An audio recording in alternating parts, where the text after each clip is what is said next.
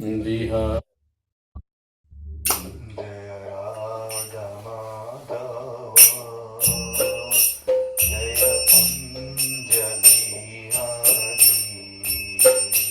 Jaya Radha Madhava Jaya Kunja Bihari Jaya Radha Madhava Jaya Jaya Gopi Jana Vallabha Jaya Givaradari Jaya Gopi Jana Vallabha Jaya Jaya Gopi Jana Vallabha Jaya Givaradari Jaya Gopi Jana Vallabha Jaya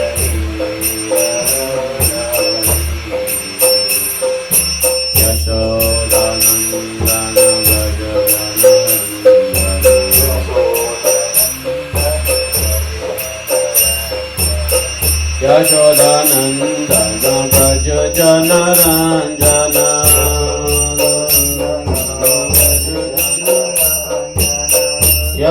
Yashodanandana Braja Janaranjana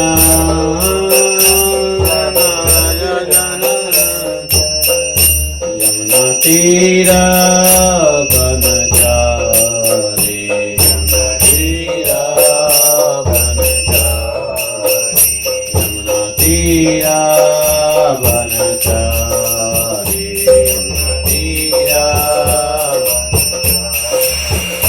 Jaya Radha Madhava Jaya Kunja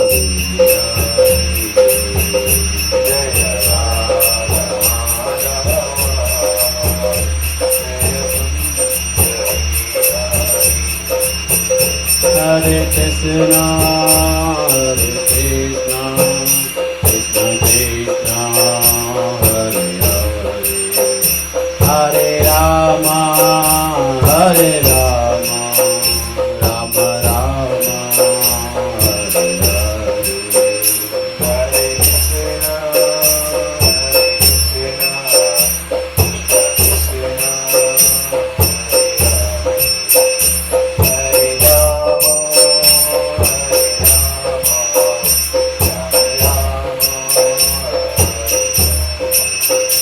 Hare Krishna, Hare Krishna, Krishna Krishna, Hare Rama, Hare Krishna, Hare Krishna, Krishna Krishna, Hare Hare, Hare Rama, Hare Rama, Rama Rama, Hare Hare, Hare Krishna, Hare Krishna, Krishna Krishna, Hare Hare.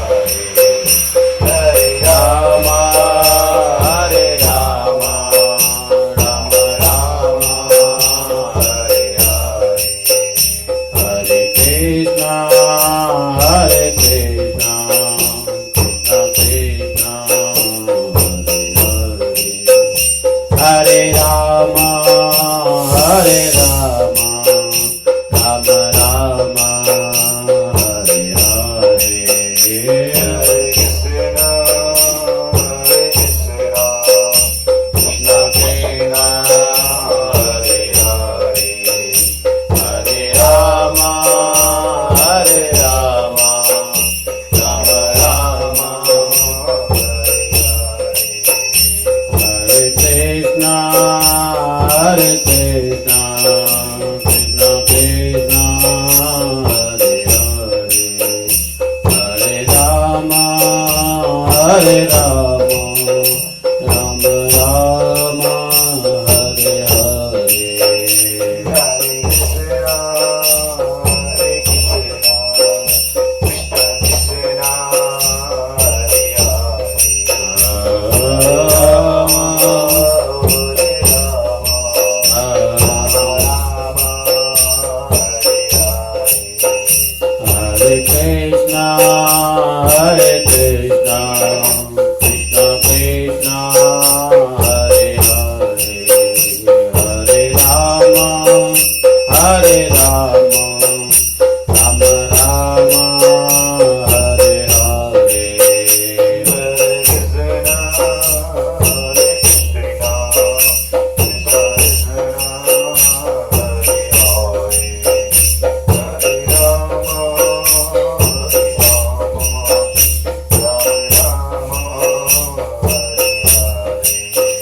Hare Krishna, Hare Krishna, Krishna Krishna, Hare Hare, Hare Rama, Hare Rama, Rama Rama, Hare Hare.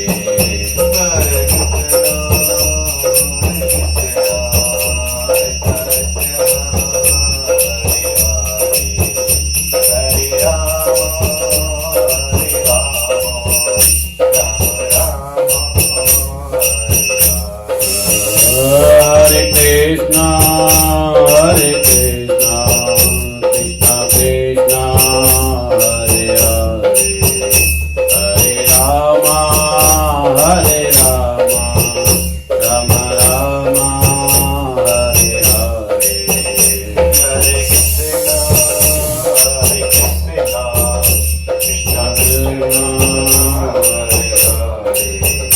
Hare Rama, Hare Rama, Rama Rama, Hare Hare. Hare Krishna, Hare Krishna, Krishna Krishna, Hare Hare, Hare Rama, Hare Rama, Rama Rama, Hare Hare.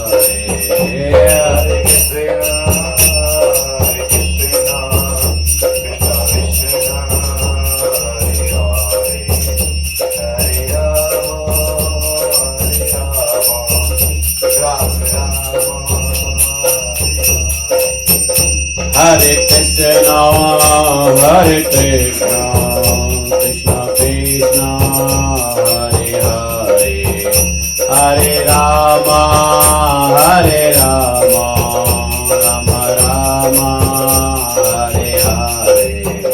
Hare Krishna, Hare Krishna, Krishna Krishna, Hare Hare, Hare Rama, Hare Rama, Rama Rama, Hare Hare. Jaya Giri Govardhan, Jaya Giri Govardhan, Radha Kunda, Sham Kunda, Giri Govardhan. Jaya Giri Govardhan, Jaya Giri Govardhan, Radha Kunda, Shama Kunda, Giri Govardhan. Jaya Radha Giridhari, Jaya Radha Giridhari, Radha Giridhari, Jaya Radha Giridhari. Jaya Radha Giridhari, Jaya Radha Giridhari, Radha Giridhari, Jaya Radha Giridhari. Jaya Krishna Balaram, Jaya Krishna Balaram, Krishna Balaram, Jaya Vrindavana Ram. Jaya Krishna Balaram, Krishna Balaram, Jaya Vrindavan. Jaya Varsana Dham, Jaya Varsana Dham, Varsana Dham, Jaya Vrindavana Dham. Jaya Vrindavan, Jaya Vrindavan,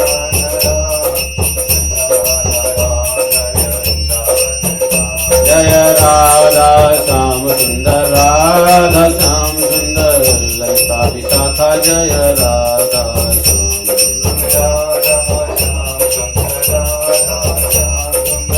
Lalita Vishakha, Jaya Radha. Gauranitai, Jaya Gauranitai, Gauranitai, Jaya Gauranitai. Jaya Gauranitai, Jaya Gauranitai. Nitai Gaura Hari Bol, Hari Bol, Hari Bol, Nitai Gaura Hari Bol. Hari Bol,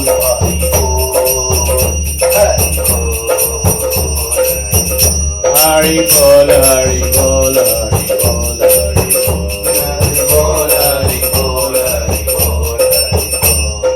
बोल हरि बोल हरि बोल हरि बोल जय प्रभुपदा प्रभुपदा प्रभुपदा श्रील गुरुदेव प्रभुपदा प्रभुपदा प्रभुपदा श्रील गुरुदेव जय जय गुरुदेव गुरुदेव गुरुदेव जय जय गुरुदेव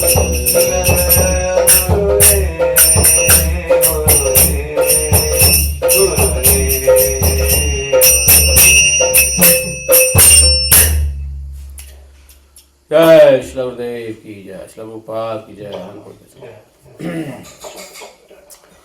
ओम नमो भगवते वासुदेवाय ओम नमो भगवते वासुदेवाय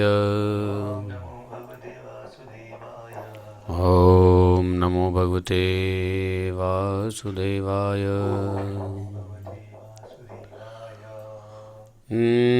नारायणं नमस्कृत्यं नरं चैव नरोत्तमं देवीं सरस्वतीं व्यासं ततो जयमुदीरये नष्टप्रायस्व भद्रेषु नित्यं भागवत सेवया भगवतोत्तमश्लोके भक्तिः भवति नैष्टिकी ॐ जन्मान्धस्य तन्वयादितरतः चार्थे स्वभिज्ञास्वराट् तेने ब्रह्महृदयादिकवये मुह्यन्ति यत् सूर्यः तेजो वारिमृदा विनिमयो यत्र त्रिसर्गो मृषा धाम्नाय सा निरस्तकोकं सत्यं परमं धीमहि धर्मः प्रोजितकैत्वत्र परमो निर्मत्सराणां सतां वेद्यं मात्रवस्तु शिवदं तापत्रयोन्मूलनम् श्रीमद्भागवत महामुनिकृते किं वा परमेश्वरः सद्योर्दवदत्त कृतभिः शुश्रोभिततक्षणात् निगम कल्पतरोर्गलितं फलं सुखमुखादद्रवितसंयुतं पिबत भागवतं रसमालयं मुहुरहो रसिका भुवि भावुकाः अहं शवस्य प्रभवो मत्तः सर्वं प्रवर्तते इति मत्वा भजन्ते मां बुधा भावा समन्विता मच्चित्ता मद्गतप्राणा बोधयन्तः परस्परं कततस्य मां नित्यं तुष्यन्ति च रमन्ति च तेषां सततयुक्तानां भजतां प्रीतिपूर्वकं ददामि बुद्धियोगं तं येन मापुयान्ति ते तेषामेवानुकम्पार्थम् अहम् अज्ञानजं तमः नास्यात्मभावस्थो ज्ञानदीपेन भास्वता अहमेवासमेवाग्रे न अन्यत् सत् असत् परं पश्चादमते तस्य एव शिष्येत् स्वस्म्यहं ऋतेऽर्थं यत् प्रतीयेत न प्रतीयेत चात्मनि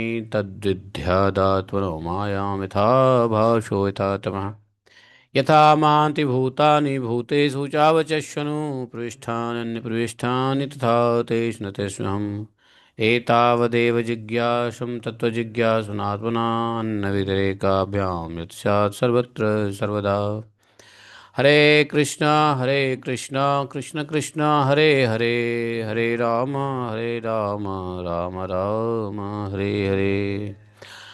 बोलिए ग्रंथराज श्रीमद् भागवतम के श्रील व्यासदेव भगवान की जय, श्रील सुखदेव गोस्वामी महाराज की जय, श्रील सुत गोस्वामी की जय, अनंत कोटि वैष्णव भक्त वृंद की जय, अनंत कोटि वैष्णव गुरु वृंद की जय। जय जय श्री राधे श्याम। हरे कृष्णा। तो भगवान की बड़ी कृपा से आज हम लोग पुनः जो हम लोग का मोस्ट अवेटेड आवर होता है, भागवत आवर। भागवत आवर नहीं, श्रीमद् भागवत आवर। हम्म। आवर मतलब घंटा। हाँ, समय। ये जो भागवतम का घंटा निकल रहा है 24 घंटे में, 24 घंटे में ये जो हम लोग पढ़ते हैं उसको भागवत घंटा कहते हैं ना, भागवत को देते हैं ना, तो भागवत घंटा, भागवत कक्षा, तो भागवत घंटा हो गया ना। भागवत आवर आज है चैत्र षष्ठी शुक्ल पक्ष,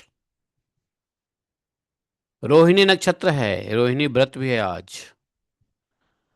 जैनी माता लोग खूब करते हैं रोहिणी व्रत। तो आज रोहिणी व्रत है, रोहिणी नक्षत्र है। यही नक्षत्र भगवान कृष्ण के जन्म नक्षत्र है। प्रीति आयुष्मान योग है और तैतुल गर करण है। मंगलवार है। सबके लिए चैत्र का महीना है, चाहे उत्तर हो या दक्षिण।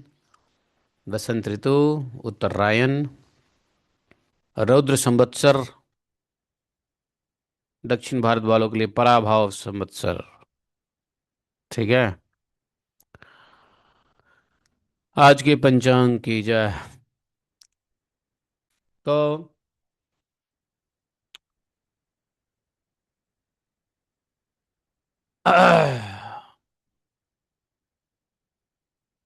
हम लोग चौथे स्कंद के 24वें अध्याय का श्रवण करेंगे।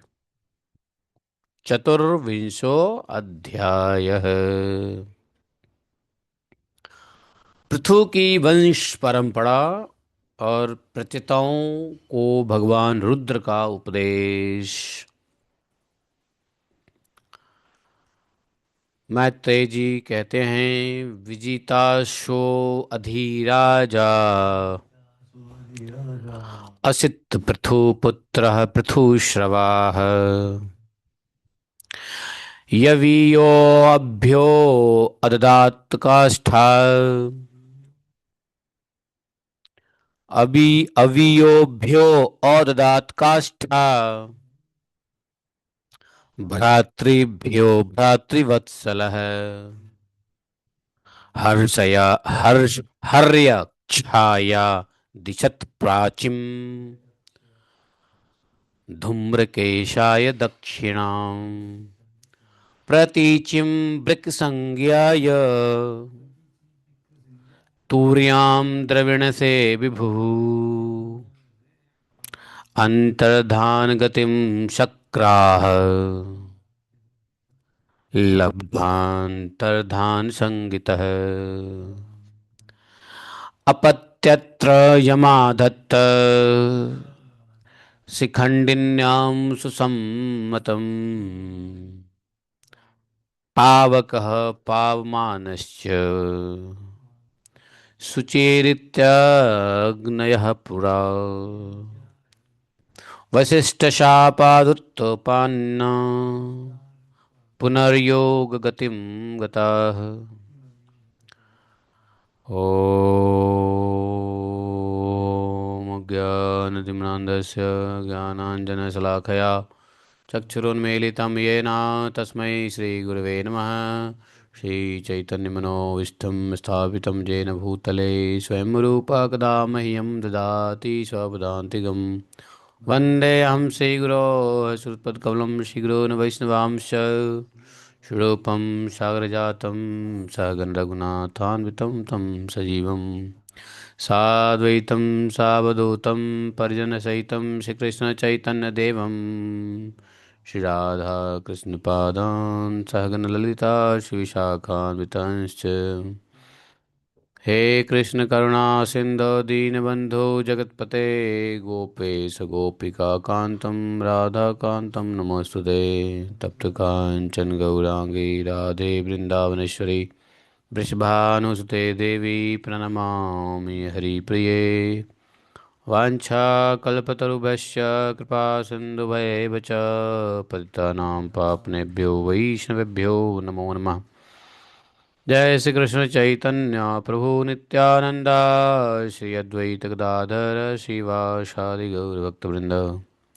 हरे कृष्णा कृष्ण कृष्ण हरे हरे, हरे राम हरे राम, राम राम हरे हरे। जय श्री राधे। तो विदुर जी कहते हैं, सॉरी, मैत्रेय जी कहते हैं विदुर जी को, विदुर जी, महाराज पृथु के बाद उनके पुत्र परम यशस्वी कौन? विजिताश्व जो पहला पुत्र थे, वे राजा हुए। 5 पुत्र में पहला पुत्र विजिताश्व थे। तो उनका अपने छोटे भाइयों पर बड़ा स्नेह था, इसलिए उन्होंने चारों को एक एक दिशा का अधिकार सौंप दिया। 5 भाई थे, तो पहला विजिताश्व, बाकी बचे 4। चारों को 4 दिशा का राजा बनाया, अधिकार सौंप दिया। इसमें पूर्व की दिशा हर्यक्ष को दिया, दक्षिण की दिशा धूम्रकेश को दिया, वृक्क को पश्चिम दिया, और द्रविण को उत्तर दिशा का राज्य दे दिया। अब यहां से राज्य का बंटवारा शुरू हुआ। फर्स्ट डिवीजन, पृथ्वी पे जो राजतंत्र था, राजतंत्र के आदि राजा थे पृथु महाराज। अब यहां से डिवीजन शुरू हुआ, ठीक है। हाँ, डिवीजन, विभाजन। पूरे पृथ्वी को 4 भाग में विभाजित किया और चारों देशों को, चारों दिशाओं का राजा अपने चारों भाइयों को बनाया। और स्वयं विजिताश्व ने इंद्र से एक वर प्राप्त किया था, अंतर्ध्यान होने की शक्ति। तो क्या हुआ, इसलिए उनका नाम, विजितासु को अंतर्धान भी कहते हैं, अंतर्धान, उनका नाम अंतर्धान भी कहते हैं। हाँ, तो विजिताश्व या अंतर्ध्यान की पत्नी जो थी उसका नाम था शिखंडी। समझे? हाँ, शिखंडी नाम की पत्नी थी। उससे 3 पुत्र हुए, और उनके नाम हुए पावक, पवमान और शुचि। वशिष्ठ जी का श्राप होने से उपर्युक्त नाम के अग्नियों ने ही उन्हें उनके रूप में जन्म लिया था। उपर्युक्त नाम की अग्नि ने आगे चलकर योग मार्ग से फिर अग्नि रूप हो गए। ये श्राप देना दिलाना का परंपरा गजब है। देवी भागवतम में व्यास देव जी यही कहते हैं कि सारा कुछ श्राप से चल रहा है, और श्राप के अलावा जो कुछ चल रहा है वो दैवी, देवी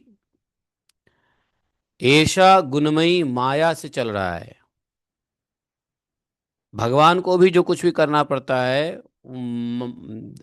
तो उसको भी, भगवान को भी दैवीय माया, वैष्णवी माया के मुताबिक भगवान को भी चलना पड़ता है, क्योंकि शक्ति है भगवान की। शक्ति के बिना कोई व्यक्ति कैसा है?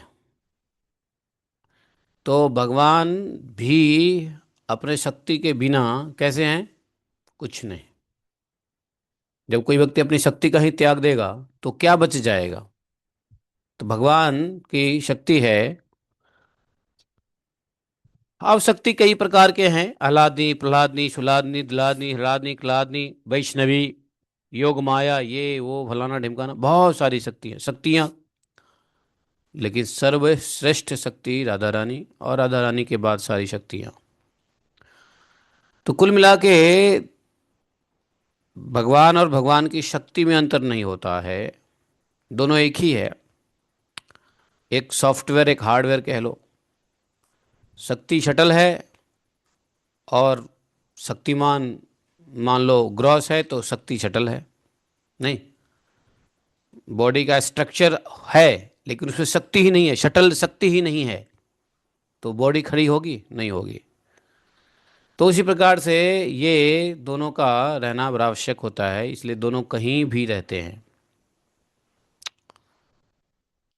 तो सारा जो कार्यक्रम हो रहा है वो सब भगवान की ही शक्ति से होता है कि नहीं? और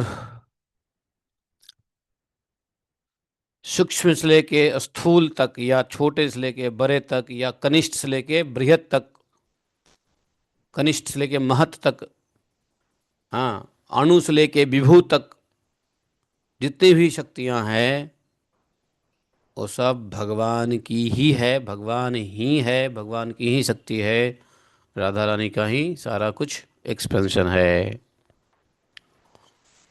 तो दो प्रकार से इस संसार में, या इस लोक में या उस लोक में, इहलोक या परलोक या गोलोक, गोलोक में भी ये श्राप का लेना देना गोलोक में भी चलता रहता है। नहीं, गोलोक में भी राधा रानी ने श्राप दे दिया ना, भगवान को कह दिया आप ये हो जाइए, भगवान को श्राप दे दिया राधा रानी ने, भगवान की शक्ति नहीं, भगवान को कहा कि आप जो है ना क्या हो जाइए, हैं, ये जो छुप छुप के मिलते हो ना अपनी कालिंदी से, तो कालिंदी तरल बन गई है, तुम भी तरल बन जाओ। तो भगवान क्या बन गए, नद, नद बन गए, वो नदी बनी तो ये नद बन गए। और जब इधर सुदामा ने देखा, अरे तुम ठाकुर जी को श्राप दे दियो, जाओ मैं तुमको श्राप देता हूं, तो उधर सुदामा ने भी श्राप दे दिया राधा रानी को। तो इस श्राप देने लेने का सिलसिला गोलोक धाम में भी चलता है, इहलोक पर। तो सारी लीलाएं, इसलिए व्यास देव जी कहते हैं जन्मेजय को देवी भागवतम में कि भैया सारा लीला श्राप का है, सारा कांड श्राप से होता है। और श्राप क्यों होता है, मान से, मान कर जाती है, कोई मान कर जाता है तो क्रोध होता है, क्रोध के बस में श्राप दे डालता है। और अगर श्राप के, अरे ये ऋषि मुनि उसको श्राप दिया, वो ऋषि मुनि उसको श्राप दिया, ये ऋषि मुनि उसको श्राप दिया, है ना, ये चलता रहता है। तो ये श्राप का भी देने दिलवाने का काम ये माया का ही है। क्योंकि माया देवी इनडायरेक्टली सब कुछ करती है लेकिन अपने ऊपर कुछ नहीं लेती है। जैसे भगवान जो करते हैं अपने ऊपर कुछ नहीं लेते हैं, चाहे काल करें चाहे कोई भी करे, वैसे ही जो अचिंत्य माया है वो भी सटल रूप से सब करती तो वही है, लेकिन उसका क्रेडिट स्वयं नहीं लेती है, तो उसे क्रेडिट के लिए श्राप दिलवाती है, श्राप, समझे। और श्राप जो है अहंकार का एक रूप में आता है, अहंकार से ही सारी सृष्टि का नियंत्रण होता है, अहंकार से ही सृष्टि का निर्माण, अहंकार से ही सृष्टि का विनाश, अहंकार से सृष्टि का पालन, अहंकार से ही सारे कार्य ही अहंकार से होते हैं। अहंकार ना हो तो कोई कार्य, भक्ति भी नहीं होगा, अहंकार नहीं हो तो भक्ति भी नहीं होगा।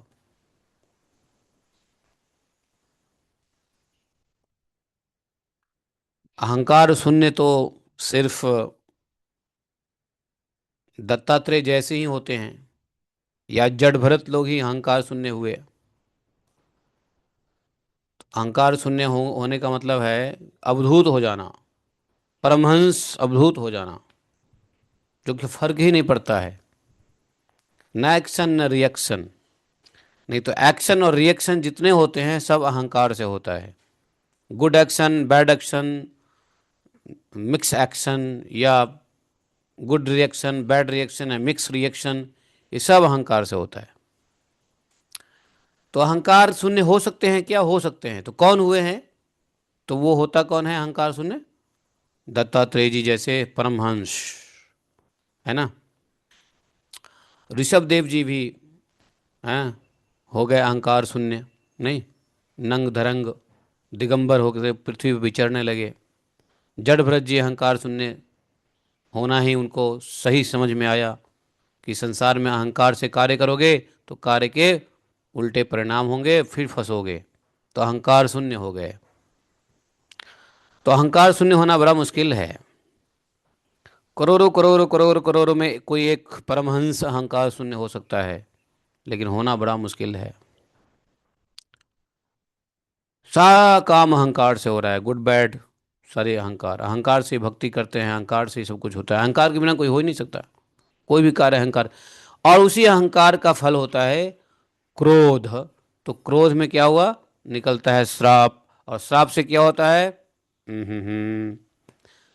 ये देवता उस योनि में, वो देवता उस योनि में, यहाँ तक कि विष्णु भी योनि में आते हैं, अन्य अन्य अवतार लेते हैं ब्रह्मा जी को भी है ना मुंह की खानी पड़ती है, और देवी देवता किस खेत की मूली है।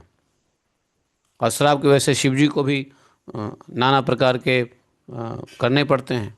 थोड़ा सा भी क्रोधित हो गया, हे शिव ऐसा हो जा, शिव जी को स्वीकार करना पड़ता है, क्योंकि अहंकार जो है भवानी का ही बनाया हुआ एक आदेश का जाल है। माया देवी का बनाया हुआ अहंकार, माया देवी का बनाया हुआ ही एक जाल है, जिसमें हर कोई जीव फंसा रहता है। एक बार अहंकार बस श्राप दे दिया, या अहंकार बस श्राप भी मिलता है, और अहंकार बस क्या मिलता है, आशीर्वाद भी मिलता है, वरदान भी अहंकार बस ही मिलता है। तो ये जो उनकी पत्नी थी अंतर्धान की, क्या नाम था उसका, शिखंडी। तो अंतर्धान के एक और पत्नी जो नभस्वती नाम की पत्नी थी, उससे एक पुत्र रत्न हरविधान प्राप्त हुआ। तो ये जो श्राप की बात कहाँ से चली थी, श्राप की बात इसलिए चली थी कि अग्निदेव को श्राप मिला था, इस वजह से इनके पुत्र के रूप में आने पड़े तीनों, पावक, पवमान और शुचि। और फिर ये किसने श्राप दिया था, वशिष्ठ जी ने श्राप दिया था पूर्व काल में, पहले भूतकाल में। तो वशिष्ठ जी के श्राप से ये, और फिर बाद में श्राप का जब ड्यूरेशन खत्म हुआ तो अपने अपने अग्नि रूप में पुनः योग मार्ग से चले गए। दूसरी पत्नी थी अंतर्धान की नभस्वती, और उस पत्नी से एक पुत्र रत्न हविर्धान प्राप्त हुआ। और महाराज अंतर्धान बड़े उदार पुरुष थे। जिस समय इंद्र उसके पिता उनके पिता के अश्वमेध यज्ञ का घोड़ा हर कर ले गए थे, उन्हें पता लग जाने पर भी उनका वध नहीं किया गया। अश्वमेध यज्ञ में इंद्र घोड़ा चुराने में मास्टर हैं। इंद्रदेव क्या किए, यहां भी घोड़े को चुरा हर लिए, और उन्होंने पता लग गया कि इंद्र ले ऐसा कार्य किया है, फिर भी उन कुछ किया नहीं। क्यों नहीं किया, क्योंकि उन्होंने अपने पिता को देखा था कि पिता के साथ भी ऐसा ही हुआ था, और इंद्र को छोड़ दिया गया था ब्रह्मदेव के कहने पे। नहीं, तो अंतर्धान को पता था पृथु महाराज के समय में ही कि ये इंद्र का तो काम ही है घोड़ा चुराना, क्या इसका वध किया जाए। और इंद्रदेव को वध नहीं भी करना, क्यों, क्योंकि उस वक्त ही बताया गया था कि देवा नारायण अंगजा। इसलिए शायद अपने पिता के उस वाक्य को याद करके शायद नहीं कुछ कहा, इंद्र को छोड़ दिया। जैसे पृथु महाराज ने अपना एक यज्ञ छोड़ दिया, इन्होंने भी छोड़ दिया भगवत इच्छा समझ करके। राजा अंतर्धान ने अच्छे से राजकाज राजकाज किया, जैसे करते नहीं थे अच्छे से राजकाज, नहीं बल्कि छोड़ ही दिया। क्यों, जैसे राजा का कार्य होता है दंड लेना, कर लेना, दंड देना, जुर्माना वसूल करना, नहीं, फाइन, मुखालफा। जुर्माना मतलब मुखालफा, मुखालफा वसूल करना, ये सब कर्तव्यों को बहुत कठोर एवं दूसरों के लिए कष्टदायक समझ करके एक्चुअली कोई राजकार नहीं करते थे, छोड़ दिया। उनको लगता था क्या ये लोगों को दंड देना मतलब लोगों को दुखी करना, जुर्माना लेना लोगों को दुखी करना, टैक्स लेना लोगों को दुखी करना, है कि नहीं। तो ये बिल्कुल साधु स्वभावी थे, और ये सब काम दूसरों को कष्टदायक समझ करके ये हमेशा यज्ञ में लगे रहते थे। जब देखो तो भगवान का भजन, अध्ययन, ये उद्यापन और पता नहीं क्या क्या, यज्ञ में ही लगे रहते थे। और इस कारण अपना राज्य काज छोड़ दिया उन्होंने।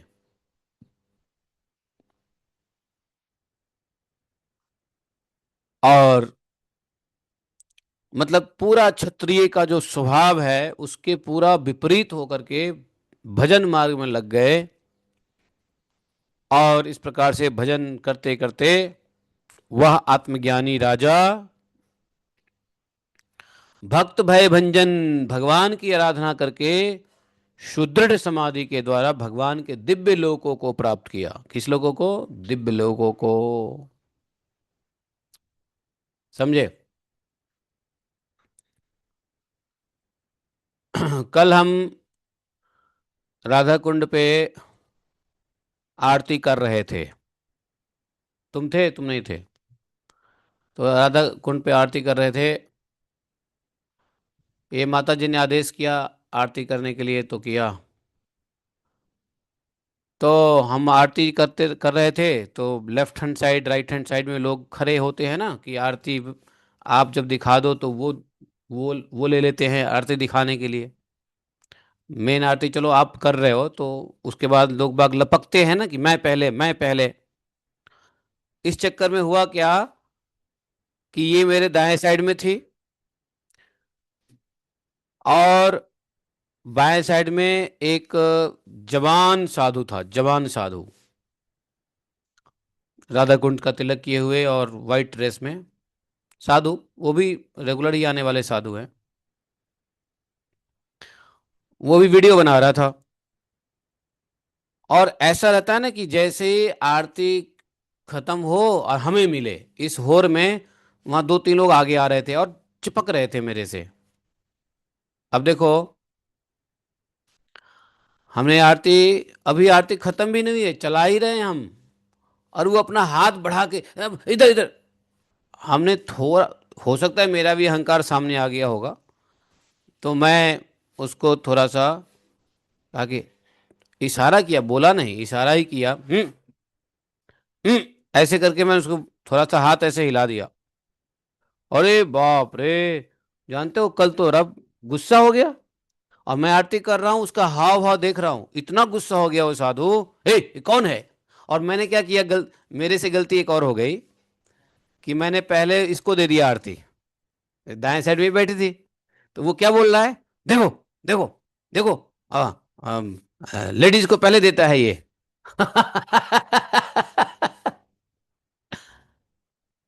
नहीं नहीं, छोटी वाली। छोटी वाली के लिए लपक रहा था वो। और और ये दाएं में थी तो हमने इसको दे दिया। क्योंकि वो, क्योंकि बाद में ले जाते हैं ना बाएं साइड तो फिर वापस आती नहीं है, तो मैंने पहले इसको दे दिया। अरे, और मैं आरती कर रहा हूँ और उसकी पूरा जो, ओहो, अब पता है अंत में इतना क्रोधित हो गया, इतना अहंकार, बस इतना क्रोधित हो गया, इतना क्रोधित हो गया कि चला गया, भाग गया वो टिका नहीं, वो बाद में भाग गया। मेरे को ऐसे पता नहीं मेरे को कितनी गाली दिया होगा उन्होंने।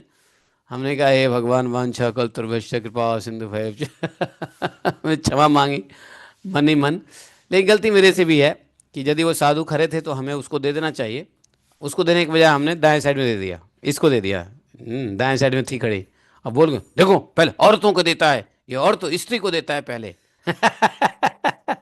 मतलब देखो, अरे भाई तुम रोज करते हो, स्त्री को पहले मिल भी गया तो इसमें कौन सा अहंकार की बात है। और मैंने भी थोड़ा सा उसको, शायद पता नहीं मेरा हाव भाव, एक तो मतलब आरती कर रहे हैं, ध्यान आरती पे है, उसने पूरा आरती डिस्टर्ब कर दिया। मतलब उसके बाद तो मेरा मन ही डिस्टर्ब हो गया। ये बताओ, ये एक तो बेचारा अहंकार दिखाया, अहंकार दिखा के मेरे पे गुस्सा किया, उल्टा से पता नहीं गाली वाली क्या दे के गया। और मैं अपना आरती कर रहा था, वो चला गया। अगर टिक्का होता तो उसे क्षमा मांगता, भाई माफ करना। हाँ, लाल कपड़ा में नहीं था, वाइट में था वो। और वो राधा कुंड का तिलक किया था। तो हाँ, वहाँ छीना छोड़ी होता रहता है। लेकिन मेरी भी गलती है कि उसको साधु है तो उसको दे देना चाहिए था मुझे। तो मैं वो दिया नहीं, मैंने इसको दे दिया और उसको बोल दिया है ठहरो थोड़ा रुक जाओ। अब वो लपक रहा था यार, पूरा बॉडी पे चढ़े जा रहा था, शरीर पे ही चढ़े जा रहा था। जैसे वो टेबल जो है ना, टेबल कहीं गिरा ना दे। टेबल भी गिरा देता। तो उसको ऐसे है, ठहरो, वेट। अब मैं उसको क्या बोलूं, मैं अपने अपने मेरा हाव भाव ही ऐसा हो गया। हो सकता है मेरे चेहरे पे ऐसा भाव आ गया होगा, जो अहंकार वाली भाव, वो बुरा लग गया उसको। हालांकि मैंने कहा कि मेरे कहने का भाव ये था कि थोड़ा रुको भाई, क्यों इतना परेशान हो रहे हो, मिलेगा तुमको। और वो भाई साहब इतना मुझे बड़ा गाली देने लगा वो। अब मैं सुन रहा हूँ, इस बात को सुन रहा हूँ, कौन है ये, कौन है ये, कौन है, कहाँ से आया है, कहाँ से आया है। तो उसको वो जो है ना, छोटू जो है ना, शुभात्मा का जो चेला है, पतलू पतला वाला, वो ए, चुप रह, चुप रह, चुप रह, चुप रह, उसको चुप रह रहा है, तुम जानते ना इनको, चुप रहो। भाई कोई होगा तो हम अपने लिए होगा, हमें क्या मतलब है, बोले जा रहा था वो चुप चुप, इनको तुम जानते नहीं हो, तुम इनको जानते नहीं हो, तुम चुप रहो, चुप रहो। अब वो बोले जा रहा है, बोले जा रहा है। मैं वहां पे आरती करते करते देख रहा हूं कि अहंकार कैसे आदमी का आता है, अहंकार में रिएक्शन होता है, रिएक्शन में क्रोध होता है, क्रोध में हो करके भाग गया वो। मैं नहीं कर रहा आरती, मैं नहीं दिखा रहा आरती। मतलब देखो कि कितना मतलब अहंकार जैसी चीज बनाया है, आदमी को क्रोध करा देता है, आदमी को क्रोध में रिएक्शन एक्शन कराता है। ये गजब का अहंकार है। मतलब अब तो देवी भागवतम में जैसे बताते हैं ना जन्मेजय को, उसको पढ़ने के बाद तो पूरा साक्षात दिखता है, अरे हाँ देखो ये देखो व्यास देव जी ने जो कहा ना वो यही दिख रहा है, ये दिख रहा है। जब ज्ञान ना हो तो नहीं दिखता है, ज्ञान हो जाए तो सब दिखने लग जाता है, छोटी से छोटी चीजें भी। और कल मैं देखा, अरे बाप रे, ओहो। तो मेरी भी गलती है, मैंने भी अपना एक अहंकार दिखा दिया, और उस अहंकार के रिएक्शन में एक और अहंकार आ गया। आया क्या? अ- अरे कौन आया? हाँ, ऊपर में वो करवाओ पहले। ठीक, ठीक है, ठीक है। थोड़ा सामान पहुंचवाओ, और ऊपर में वो जो आ, जो माल है ना, माल को थोड़ा सा वो करवाओ, बोलो जगह के। हाँ, ऊपर का जो सामान रखा हुआ है ना वहाँ, उसको उसको फावड़े से थोड़ा सा वो करवाओ, है ना। बोल दो ये सब पहले इसको ठीक करो, बुरादा बनाओ उसको, ठीक है ना। हाँ, बुरादा बनाए वो, तब तो वो आ रहा होगा। ये भी एक बहुत बड़ा हेडेक है। तो देखो ये, अब क्या हुआ, जब मैं ये क्यों कह रहा हूं अहंकार की बात, क्योंकि जब अहंकार शून्य व्यक्ति हो जाता है तो दुनिया के लायक नहीं रहता। दुनिया का कोई भी कार्य अहंकार शून्य व्यक्ति कर ही नहीं सकता। अहंकार शून्य हो जाए तो कोई भी काम करने लायक नहीं रहोगे, राजा राज्य करने लायक नहीं रहेगा, है कि नहीं। हाँ, कोई भी ऑफिसर अहंकार में नहीं रहेगा तो नहीं। हाँ, स्त्रियां स्त्रियां नहीं रह जाएगी अगर अहंकार नहीं होगा तो, पुरुष पुरुष नहीं होगा कि अहंकार हो जाएगा तो, अहंकार शून्य हो गया तो। यहाँ पे यही हुआ। जो राजा अंतर्ध्यान थे, क्या नाम, अंतर्ध्यान उनका एक और नाम है ना, क्या नाम था उसका, अरे अभी बताया ना मैंने, विजिताश्व। तो राजा विजिताश्व अहंकार शून्य हो गए, उनके अंदर राजा को कोई अहंकार ही नहीं है। जब अहंकार शून्य हो जाओगे तो आप न किसी से टैक्स ले सकते हो, न किसी को दंड दे सकते हो, न जुर्माना वसूल कर सकते हो, कोई भी राजउचित कार्य नहीं कर सकता है अहंकार शून्य में। डिवोटी है, भगवान का भजन कर रहा है तो उसको अहंकार है जब भी भजन कर रहा है। अहंकार शून्य होने पे तो परमहंस हो जाता है। न और परमहंस लोग क्या कर रहे हैं, भजन कर रहे हैं नहीं कर रहे हैं, किस मोड में है, सिर्फ ब्रह्म के ध्यान में रहते हैं। उनके लिए माला जपना, ये करना वो करना, कोई व्रत त्योहार, कोई नियम, सारे नियम शून्य हो जाता है। सारे नियम कब तक है? अहंकार जब तक है। जैसे ही अहंकार शून्य हो गए, परमहंस हो गए, परमहंस के बाद कोई नियम नहीं है। क्या कर रहे हैं, कहाँ लेटे हुए हैं, क्या कर रहे हैं, उनका ध्यान कहाँ है, ब्रह्म में लगे हुए हैं, कैसे, जैसे जैसे जड भरत को देखो, अभी बताया ना, जड भरत तो कितने परमहंस हुए हैं। जैसे वो अहंकार शून्य ब्राह्मण हो गया, ब्राह्मण को भी अपने स्थिति से अहंकार शून्य, कहाँ का ब्राह्मण था वो। 10वें स्कंद में भगवान कृष्ण, 11वें स्कंद में भगवान कहते हैं ना उद्धव जी को, वो ब्राह्मण की कथा, जो ब्राह्मण था बहुत अमीर, बाद में लुट गया वो, है ना। लेकिन था कंजूस ब्राह्मण, धनी था बट कंजूस था, हैं। अवंती का ब्राह्मण था, हाँ, अवंती का ब्राह्मण, हैं। अवंतिका ब्राह्मण। तो उसको, जब उसको ज्ञान हुआ, अहंकार शून्य हुआ, तो क्या हो गया देखो, घूम रहा है, कोई मलमूत्र विष्ठा कर रहा है, कोई मार रहा है, पीट रहा है, कोई कुछ कुछ उसको फर्क नहीं पड़ रहा है, वो ब्रह्म में निष्ठ है। तो कहने का मतलब यही होता है, अहंकार शून्य होना भैया, समझो ब्रह्मलीन होना, समझो संसार दुनिया के कार्य लायक रहता ही नहीं व्यक्ति, अहंकार शून्य हो जाए तो। नहीं तो दुनिया में यदि कोई कार्य कर रहा है तो अहंकार में ही है। यही तो ब्रह्मा जी ने कहा, महाराज मैं कार्य करूंगा मेरे में अहंकार आएगा, और अहंकार नहीं आएगा तो मैं कार्य नहीं करूंगा। सृष्टि निर्माण का कार्य बिना अहंकार का होगा नहीं। तो अहंकार तो बड़ा मुश्किल है।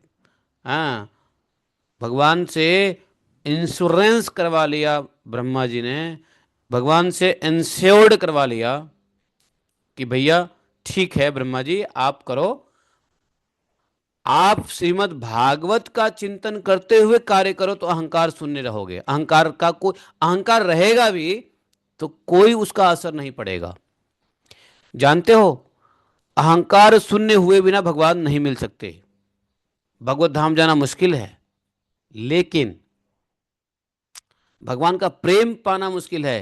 लेकिन ब्रह्मा जी को जो वरदान दिया कि तुम्हें अहंकार नहीं छुएगा, तो उसके लिए एक शर्त था, क्या? ब्रह्मा जी को साथ में क्या दिया? श्रीमद् भागवत दिया। अहमेवास्मेवाग्रे न अन्यत् सत् असत् परं पश्चादहम तेतस्य यवशिष्येत स्वस्मि हम मृतेऽर्थं यत् प्रतीयेत न प्रतीयेत चात्मनि तद्विद्यादात्मनो मायां यथा भाषो यथा तमः यथा महान्ति भूतानि भूतेषु चावचिष्यनु प्रविष्ठान्यन् प्रविष्ठानि तथा न ते। तो ये श्रीमद् भागवत दिया। बोला कि ब्रह्मा जी ये भागवत लो, और भागवत को हृदय में धारण करो, और तुम कार्य करो, अहंकार नहीं छुएगा। समझ गए भागवतम कितना इंपॉर्टेंट है? ब्रह्मा जी को भगवान ये नहीं दिया कि एक काम करो, मैं एक माला देता हूं, एक जप देता हूं, बीट्स बैग देता हूं, और एक माला देता हूं, माला जप करते रहो और सृष्टि का निर्माण करो, और तुम्हें अहंकार नहीं छुएगा। ऐसा भगवान ने नहीं किया। भगवान ने क्या दिया? श्रीमद् भागवतम, भागवत दिया, भागवत का ज्ञान दिया। इसको हृदय में धारण करो और क्रियाएं करते रहो, अहंकार नहीं छुएगा। इसलिए अहंकार शून्य होना इम्पॉसिबल, नेक्स्ट टू इम्पॉसिबल है। लेकिन अहंकार में रहते हुए भी वह कौन सी वस्तु है जिससे भगवत प्राप्ति किया जा सकता है? श्रीमद् भागवतम। ब्रह्मा जी का यह प्रसंग जो है वो आप देख लीजिए। इसलिए नारायण, अहंकार में तो हमें कार्य करने पड़ेंगे। हम परमहंस तो हो नहीं सकते हैं, अब परमहंस बनेंगे भी नहीं, बन ही नहीं सकते हैं परमहंस। परमहंस बन गए तो बहुत जीवों को कष्ट होगा। आज मैं सोचूं कि मैं परमहंस हो जाऊंगा तो सबसे पहला कष्ट किसको होगा? हैं? घर वालों को होगा पहला कष्ट। है कि नहीं? कोई काम ही नहीं करोगे तो पहला कष्ट किसको होगा? घर वालों को होगा। दूसरा कष्ट क्या होगा? घर वालों के माता पिता को होगा। फिर तीसरा कष्ट उसके भाई बंधु को होगा। चौथा कष्ट समाज को होगा। परमहंस अगर बन गए तो मतलब कष्ट तो दूसरे जीव को कष्ट हो जाएगा नहीं क्या? कितना कष्ट हो जाएगा। लेकिन परमहंस एक तो बन ही नहीं सकते हैं, बन गए तो कितने जीव कष्ट में पड़ेंगे। आप लोग चिल्लाने लगोगे, है भागवतम क्यों छोड़ दिया, भागवतम करना है? कल से मैं अनाउंस करूं कि मैं परमहंस होने जा रहा हूं, मैं कुछ नहीं बोलूंगा, भागवतम नहीं पढ़ूंगा, तो सबसे पहले तो आप ही लोग टेंशन में डालोगे, है कि नहीं? एक दो माताएं तो सीधा दिल्ली से यहाँ चली आएगी, क्या हुआ प्रभु जी, क्या हुआ? मैं कहूंगा नहीं, मैं तो परमहंस हो गया, मैं भागवत नहीं बोल रहा। कितने जीवों को कष्ट होगा बताओ परमहंस होने से। इसलिए हम परमहंस नहीं होना चाहते हैं।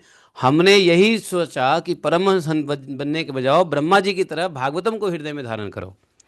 भगवान ने यही कहा था ब्रह्मा जी को कि चिंता मत करो, अहंकार से तुम्हारा कोई नुकसान नहीं होगा, भागवतम हृदय में धारण करो। और यही भागवतम ब्रह्मा जी ने कृपा करके अपने पुत्रों के द्वारा हम लोगों तक पहुंचाया। भागवतम नारद जी, व्यास जी, और व्यास जी के बाद उनके पुत्र, है ना?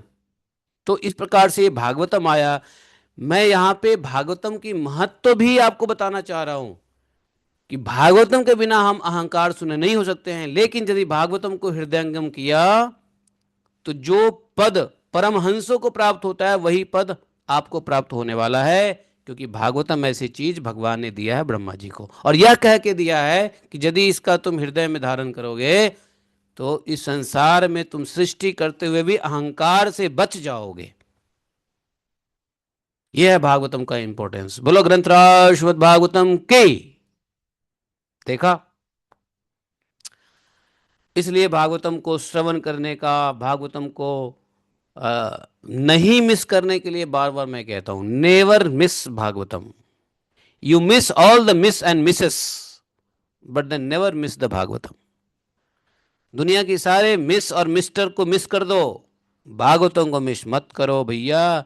ये कोई साधारण वस्तु नहीं है। इसलिए ये भागवत आवर जो है 24 घंटा का दी बेस्ट आवर होता है। 24 घंटे का दी बेस्ट आवर होता है भागवत आवर। इसकी इंतजार पूरे 24 घंटे लगी रहनी चाहिए। हाँ हाँ हाँ, अब भागवत खत्म हो गया, अब अगले दिन ही 7:30 में आएंगे भागवतम के लिए। कब 7:30 आएगा अगले दिन, अगले दिन की सुबह कब 7:30 बजेगा, कि भागवत आवर का इंतजार है। समझ में आ रही है? तो मैं क्या कह रहा था, अहंकार। देखो कल मुझे अहंकार दिखा राधा कुंड पे आरती करते वक्त, फिर मुझे अपना भी अहंकार पता चला कि मैंने अहंकार बस उनको थोड़ा सा उपेक्षा कर दिया, आरती दे दी है इधर। तो कहने का मतलब यह है। और अहंकार देखो कैसे अहंकार क्रोध दिलाता है, कैसे अहंकार गाली खिलाता है, कैसे अहंकार लड़ाई करवाता है, कैसे अहंकार भक्ति भी करवाता है, कैसे अहंकार प्रेम भी करवाता है। सारा कार्य अहंकार से बधा हुआ है। और फिर जब जब क्रिएशन हुआ ना, इस संसार का क्रिएशन हुआ, तो अहंकार पहले आ गया। महतत्व के बाद कौन आया? अहंकार ही आया है। महतत्व तो है, उसके बाद अहंकार ही आए, और अहंकार से फिर सारा निर्माण कार्य शुरू हुआ। तो अहंकार के बिना तो कोई कार्य हो ही नहीं सकता है। ऐसे अहंकार शून्य हो गए कौन? राजा अंतर ध्यान, यज्ञ में लग गए, भजन क्रिया में लग गए, भगवान की आराधना में लग गए, और उनको कोई राजपाट से इंटरेस्ट नहीं है चारों दिशाओं में। इसलिए तो भाइयों को दे दिया, हाँ तू राज कर, मैं राजा नहीं होने वाला। अहंकार शून्य होकर के भगवान के दिव्य लोक को प्राप्त हुए। हम्म, बहुत बड़ी बात है। तो कहने का मतलब यह है कि राजा हो, प्रजा हो, कोई भी हो, अहंकार शून्य होकर कुछ नहीं कर सकता। अहंकार शून्य होकर के तो सिर्फ भगवान की शुद्ध भक्ति ही होती है। भगवान के काम, व्यक्ति अहंकार शून्य हो गया तो भगवान के कार्य का हो जाता है, संसार के किसी कार्य का नहीं होता। जैसे देखो अनूप, हमारे यहाँ अनूप भट्ट है ना, अतुल कृष्ण ब्रह्मचारी, ये संसार के काम का नहीं है, भगवान के काम का है। संसार का कोई भी काम ही ठीक से नहीं कर सकता है, सिर्फ भगवान का काम ठीक से करेगा। इसलिए भजन करो, भोजन करो, आराम से घूमते रहो यहाँ वहाँ वहाँ वहाँ, दत्तात्रेय की तरह जड़ भरत की तरह, दत्तात्रेय जी की तरह है। तुम भी परमहंस बन जा भाई। हाँ, और इसके अंदर भी अहंकार नहीं है। हाँ, इसके अंदर भी अहंकार नहीं है, अहंकार शून्य। अहंकार शून्य कह सकते हैं तुमको? नहीं कह सकते हैं? कह सकते हैं अहंकार शून्य हो। हाँ देखो, ये अहंकार शून्य है, ये किसी काम का नहीं है, ये संसार के काम का नहीं है, सिर्फ भगवान के भजन के काम का है। और है ना, हाँ हाँ, थोड़ी सी इधर उधर से लोगों से बात सुन करके इसके दिमाग में रिएक्शन चलता है इधर बाबा से सुन लेगा, उधर बाबा से सुन लेगा, उधर सालिग्राम बाबा से सुन लेगा, उस बाबा से सुनता। अभी इतना अहंकार, सुनने का अहंकार है इसको, अभी सुनने का अहंकार तो है। इधर पंडित जी से सुनेगा, पंडिताई से सुनेगा, उधर दिग्विजय से सुनेगा, उधर से फलाना ढिमकाना, ये सुनता रहता है, इसका इंटरप्रिटेशन चलता रहता है, और ये सोचता रहता है ये कह रहे हैं वो सही है, या ये माधव कीर्तिदास बोलता है ये सही है। इसका दिमाग चलता रहता है अरे हम सब जानते हैं अच्छी बात है, अच्छी बात है। इसी से समझ में आएगा कि कौन सही है, पता चलेगा कौन क्या बोल रहा है, कौन क्या सही है। जो व्यक्ति जो व्यक्ति तुमको कुछ कहता है ना, पहले उसके लक्षण देखो। हमको कोई कुछ कहता है तो हम पहले लक्षण देखते हैं कि यह किस लेवल का व्यक्ति है। उसके अंदर, जो व्यक्ति भागवतम की बात करता है तो पहले देखो कि भागवतम क्या नित्य सुनता है। ये बाबा जी जो जो तुमको समझा रहे हैं ना, उनके जीवन में देखो भागवतम नित्य है। कभी भागवतम नित्य है? उनके जीवन में देखो कि 16 माला भी ठीक से होता है। उससे अच्छा तो तुम माला करते हो। वो, उससे ज्यादा विरक्त तो तुम हो। सन्यासी वो है और विरक्त तुम हो। तो तुम सन्यासी हो, उससे उससे बड़ा सन्यासी तो तुम हो, क्योंकि तुम विरक्त ज्यादा हो। हैं?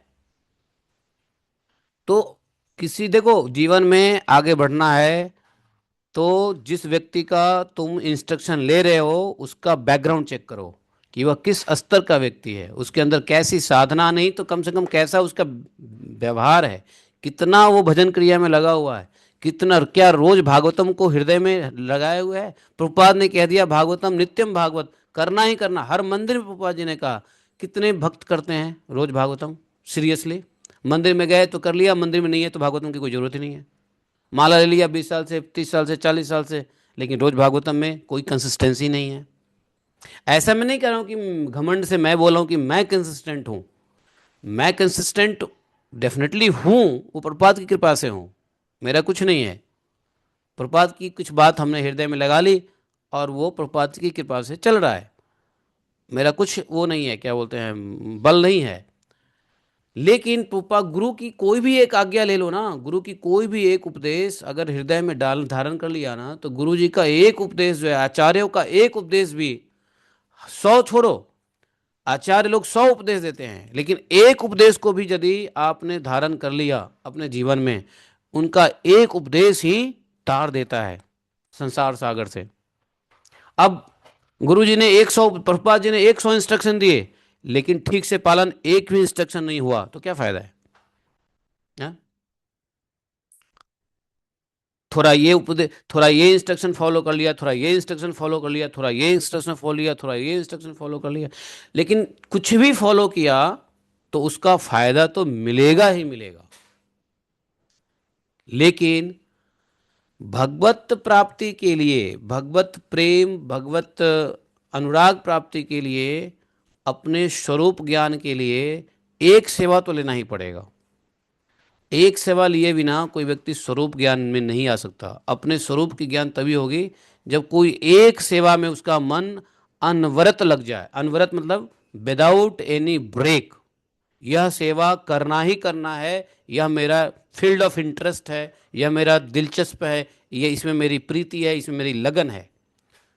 लगन लगाना पड़ेगा एक सेवा में। और जिस सेवा में लगन लग जाता है वही आपका स्वरूप होता है, और उसी सेवा में सिद्धि होती है, और वहां से ही भगवत प्रीति प्रेम होता है। वही सेवा आपको गोलोक धाम में मिलता है। आज ये कर लिया, कल वो कर लिया, परसों वो कर लिया, परसों तो पता ही नहीं चला कि हमारा कौन सा स्वरूप है, हम किस सेवा के लिए स्वरूपित हैं, हमको पता ही नहीं चलेगा। तो शुरू शुरू में जब नियोफाइट भक्त होता है ना, तो 50 सेवा करता है। ये भी सेवा करेगा, झाड़ू भी मलेगा, बर्तन भी धोएगा, कुकिंग भी करेगा, भजन भी करेगा, आरती भी करेगा, ये भी करेगा, वो भी करेगा, लेकिन उसका स्वरूप क्या है? तो वो कई सेवा शुरू में करते करते बाद में उसको पता चलता है, नहीं ये सेवा मेरे लिए बड़ा इंटरेस्टिंग है, ये सेवा में मेरा, तब उसी सेवा में लग जाता है वो। जैसे कोई नया नया ब्रह्मचारी आता है तो उसको सारे काम, मिलिट्री मिलिट्री में ऐसा ही होता है।